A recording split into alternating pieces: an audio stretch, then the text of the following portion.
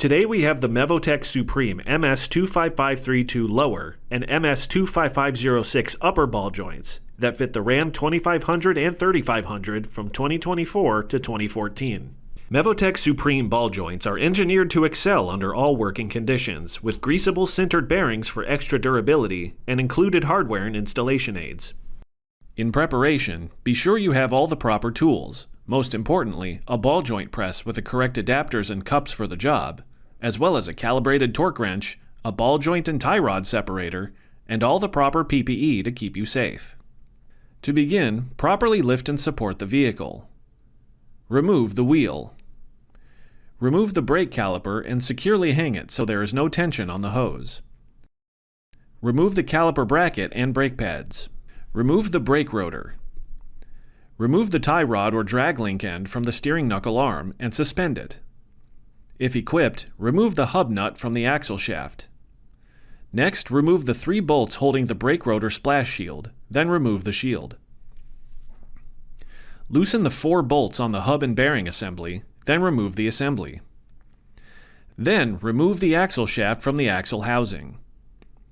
Loosen the upper ball joint nut. Remove the lower ball joint nut. Use a press tool to free the lower ball joint. Remove the upper ball joint nut, then remove the steering knuckle. Now select the proper cups and adapters for the upper ball joint. Assemble the ball joint press and remove the upper ball joint. Next, assemble the press tool for the lower ball joint and press it out. Use emery cloth and cleaning discs to remove rust and corrosion from the bores and surfaces of the axle housing. Prepare to install the lower ball joint by marking the axle housing in the intended location of the grease fitting, as shown here. Position the joint so that the grease fitting is aligned with the mark on the steering knuckle. Install the ball joint press, and rotate the pressing screw to install the joint in the knuckle. Work slowly at first to make sure the ball joint is not crooked or misaligned as it is pressed into the knuckle. Continue to press it in until it is fully seated. The lower ball joint comes with the Bootstaller accessory, which allows the boot to be installed with equal pressure around the outside. Once the lower ball joint is pressed into the knuckle, use the Bootstaller to hold the boot to the ball joint, ensuring the boot is aligned properly. Then gently strike the Bootstaller with a mallet until the boot is seated. Now install the upper ball joint. Prepare the press tool with the proper adapters and install the upper ball joint. Then install the grease fitting on the upper ball joint.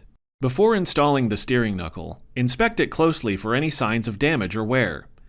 Clean and inspect the ball joint tapered bores for out of roundness. Clean the tie rod, ball joint, wheel hub, and brake caliper mounting ears, and apply a thin layer of grease on the ball joint mounting ears to allow the new ball joint boots to slide against this surface. Now install the steering knuckle onto the axle housing. Install the upper ball joint castle nut to hold the knuckle in place.